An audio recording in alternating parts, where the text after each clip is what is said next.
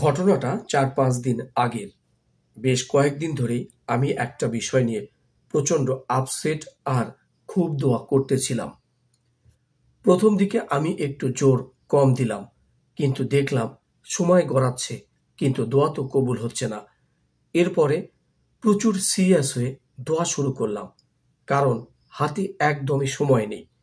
ভোরবেলা সালাতুল হাজতে ইফতারের আগে রোজা অবস্থায় দোয়ার ভাষাগুলো অনেকটা এমন ছিল: ইয়া রব, আমি জানি আমি তোমার প্রিয় কোনো বান্দা না, না কোনো খাস বান্দা, না আমি কোনো আমুলি বান্দা। তবুও আমি হাত তুলেছি। আমি জানি তুমি খালি হাত ফেরত দিতে লজ্জা পাও, তাই ফিরিয়ে দিও না। আমি জানি আমার কান্না হয়তো আর ১০ জনের মতো তোমাকে এত কাবু করবে না, না আমার কান্নায় কোনো প্রিয় বান্দার মতো এত মায়া লাগবে। তবু আমি চাচ্ছি, তোমার কাছেই চাচ্ছি, কারণ খারাপকে তো সবাই ফিরিয়ে দেয়। তুমিও যদি ফেরাও তবে কার কাছে ভিড়ব? ইয়া রব, এই দেখো আমি দরুদ পড়ছি।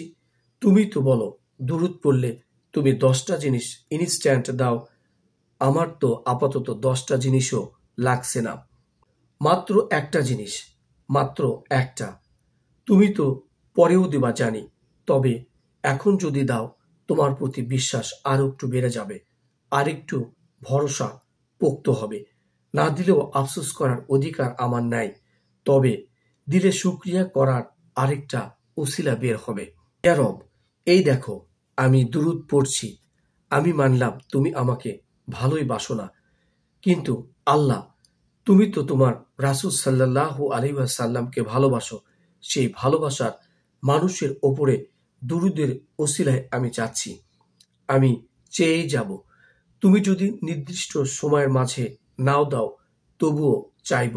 দোয়া আমি বন্ধ করব না, করবই না। ইয়া রব, ইয়া রব, আমি তোমার তাওহীদের ওসিলায় চাচ্ছি। আমি জানি আমার দোয়াও তুমি কবুল করবে। প্রথম ২ দিন আমি এত কাঁদছি যে পরের ২ দিন কান্নার শক্তিও পাইনি। মনের মধ্যে ভীষণ উথাল-পাতাল। জমজম খেয়ে শুক্রবার আসরের পরেও যখন দোয়া কবুল হলো না, মনে হচ্ছিল হয়তো এতেই কল্যাণ। আস্তে আস্তে কদরের ফয়সালা মেনে নিচ্ছিলাম, কিন্তু বারবার অভিমান করে আল্লাহকে বললাম, আজকে শেষ সময়, আল্লাহ তুমি দাও, এখনো সময় আছে, তুমি দাও আল্লাহ। প্রচুর কাকুতি মিনতি করে দোয়া করতে করতে শনিবার সকালেই ঘুম থেকে উঠে জানলাম আমার দোয়া কবুল হয়ে গেছে।